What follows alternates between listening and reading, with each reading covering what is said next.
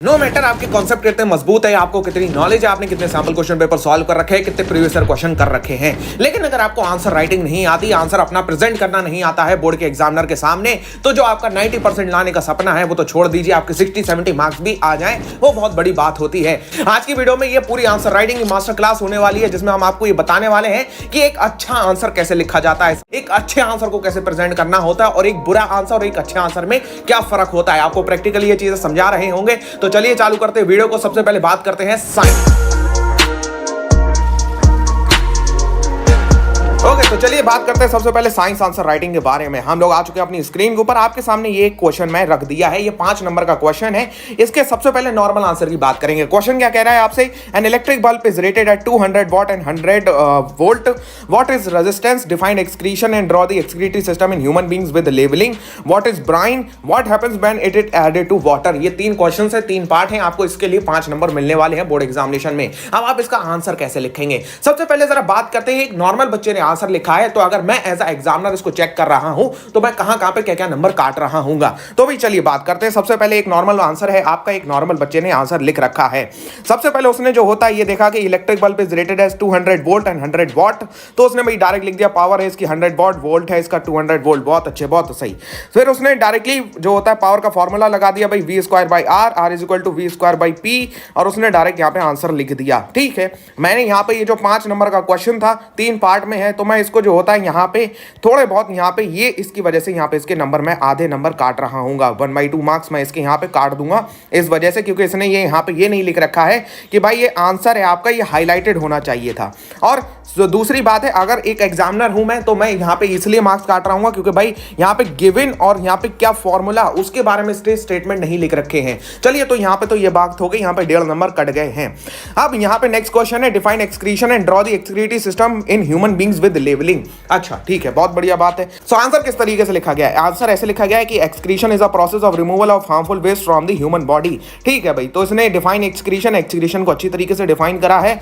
Excretory system का diagram, okay, excretory system का diagram बना रखा है, बढ़िया बात है। लेकिन अगर मैं इसको यहाँ पे चेक कर रहा हूँ तो यहाँ पे ये जो चीज है ये मेरे को इनडिफाइन लग रही है, क्योंकि भाई एक्सक्रीटरी सिस्टम का ये जो डायग्राम है ये किसको बता रहा है, ये बच्चे ने नहीं बताया है। तो अगर यहाँ पे भी मेरे को ये 3.5 नंबर करके देने होंगे तो मैं यहाँ पे भी इसके आधे नंबर काट लूंगा, यानी ओवरऑल 5 में से इसको अब 4 नंबर मिलेंगे। आखिरी क्वेश्चन देखते हैं, what is brine, what happens when it is added to water. Okay, so brine के बारे में लिख रखा है बच्चे ने कि brine is a solution of sodium chloride when it is added to water, sodium chloride is formed, NaCl plus में 2H2O is equal to 2NaOH plus में H2 plus में Cl2। ओके, बहुत अच्छी बात है। तो अगर मेरे को यहाँ पे मैं एज अ एग्जामिनर के तौर पे इसको चेक कर रहा हूँ और मैंने जैसे एग्जामिनर से ये पूछ रखा है, तो यहाँ पे अगर मैं 5 में से नंबर देने पे आऊँ तो 5 में से इसको भाई 3 या 3.5 मार्क्स इसको मैं दे दूंगा। क्यों? क्योंकि भाई एक तो पहली बात ये डायग्राम का मेरे को नहीं समझ में आया कि ये डायग्राम जो होता है साइड में क्यों बना रखा है। सबसे पहले आपको ये एक्सक्रीशन को अच्छी तरीके से डिफाइन नहीं करा है, डायग्राम को साइड में बना रखा है, तो उसके अंदर नंबर कटते हैं। ब्राइन के अंदर ये जो रिएक्शन लिख रखी है बच्चे ने, ये पूरी तरीके से इनकरेक्ट नहीं होगी। बहुत सारी चीजें इसमें सही भी है, बैलेंस है केमिकल इक्वेशन, लेकिन भाई ये केमिकल इक्वेशन प्रॉपर्ली हाईलाइटेड नहीं है, इसमें मार्किंग नहीं कर रखी है कि भैया कौन सा क्या चीज बन रही है। चलिए अब एक बात करते हैं, एक अच्छे बच्चे ने, अगर एक अच्छा बच्चा है जो टॉपर है, जो मतलब अच्छा आंसर लिखना जानता है, वो अगर आंसर लिखेगा तो कैसे लिख रहा होगा।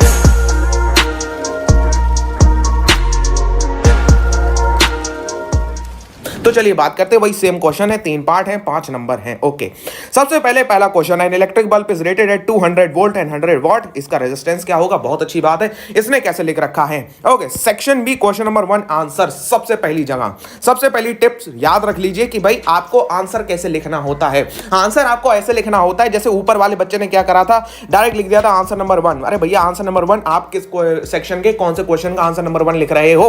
आपको वहां पे इस तरीके से क्वेश्चन तो लिखने नहीं है, डायरेक्ट आपको आंसर ही लिखने हैं। तो आंसर आप कैसे लिख रहे होगे, आपको आंसर लिखने में सबसे पहले सेक्शन डालना है कि भैया सेक्शन बी का क्वेश्चन नंबर 1 का मैं आंसर लिख रहा हूं। अगर उसके 2 पार्ट हो रहे हैं तो यहां पे आप सेक्शन डालो या ना डालो डजंट मैटर, लेकिन आपको पार्ट के पहले उस पे सेक्शन जरूर डालना है। जैसे यहां पे बच्चे ने मेंशन कर रखा है कि भैया मैं सेक्शन बी के क्वेश्चन नंबर 1 का आंसर आपको दे रहा हूं। बहुत बढ़िया बात है, मेरे को उसमें कोई भी टेंशन नहीं होगी कि भाई कौन सा क्वेश्चन है, मेरे को ढूंढने नहीं जाना पड़ेगा। क्योंकि जब आप बोर्ड एग्जामिनेशन को अटेम्प्ट कर रहे होते हो तो नो मैटर कि आप कौन से सेक्शन को पहले अटेम्प्ट करते हो, आप A B C D में से कोई सा भी सेक्शन पहले अटेम्प्ट करो, उससे मैटर नहीं पड़ता है, एग्जामिनर को ढूंढने में कोई दिक्कत नहीं होगी। आप इसको यहाँ की जगह यहाँ पे भी लिख सकते हो कि भैया मैं यहाँ पे नहीं बल्कि मैं इन दी बीच लिख दूं कि भैया section B question number 1 answer इस तरीके से, और इसको हाईलाइट कर दूंगा मैं, ठीक है।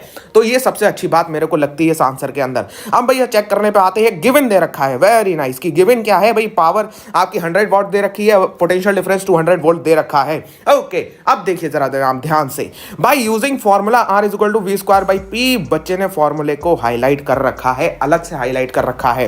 अब ये आपको दूसरी चीज ये ध्यान में रखनी है, आप जितनी भी कैलकुलेशंस कर रहे हो, जितनी भी आप रिएक्शंस लिख रहे हो, वो हमेशा पेज के बीच में होनी चाहिए, ना इधर साइड में होनी चाहिए, ना इधर साइड में होनी चाहिए। क्यों?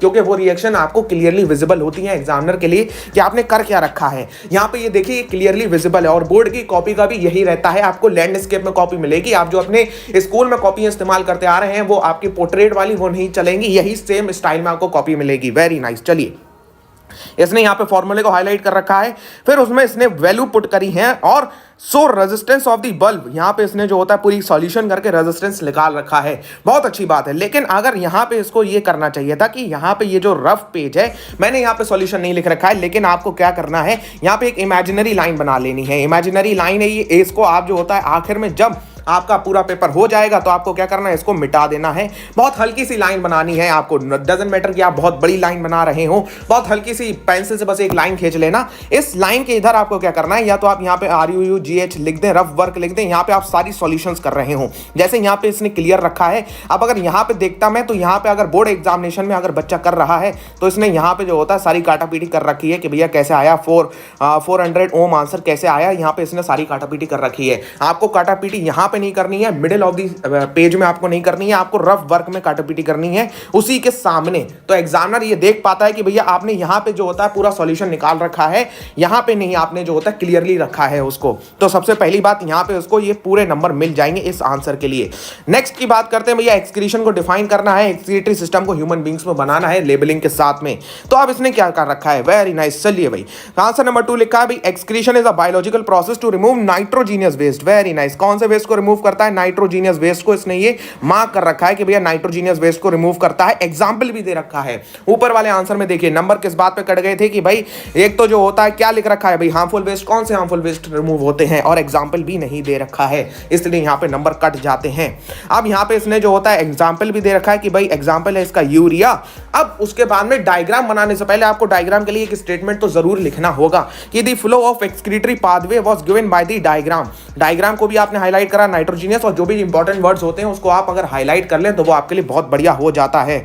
चलिए अब देखते हैं, डायग्राम बनाया है, very nice. Diagram middle of the page में है, क्लियरली विजिबल हो रहा है। यहां पे आपको एक इमेजिनरी लाइन बनाते रहना, इतनी चौड़ी नहीं, अगर आप बनाना चाहो तो इतनी भी बना सकते हो, मतलब इस इमेजिनरी लाइन को आप इधर भी थोड़ा बहुत मूव कर सकते हो, पतली सी लाइन हो जहां पे एग्जामिनर मार्क्स दे सके। जैसे अगर मैं इसको चेक कर रहा हूं तो मैं यहाँ पे इसको 2 नंबर टपका दूंगा कि हाँ भैया यहाँ पे इसको 2 नंबर मिल गए हैं। नेक्स्ट क्वेश्चन था आपका कि भाई what is brine, what happens when it is added to water. Number 2 वाले में भी इसको पूरे मार्क्स मिलेंगे क्योंकि बढ़िया तरीके से बच्चे ने डिफाइन कर रखा है। ब्राइन की अगर मैं बात करूं, brine is a solution of sodium chloride NaCl। Very well done. चलिए देखते हैं, यहां पे इसने नहीं लिखा था कि भैया सोडियम क्लोराइड है तो इसका केमिकल फॉर्मूला क्या होगा, NaCl होगा, तो यहां पे नहीं मेंशन था, ठीक है, इसलिए यहां पे नंबर कट रहे थे।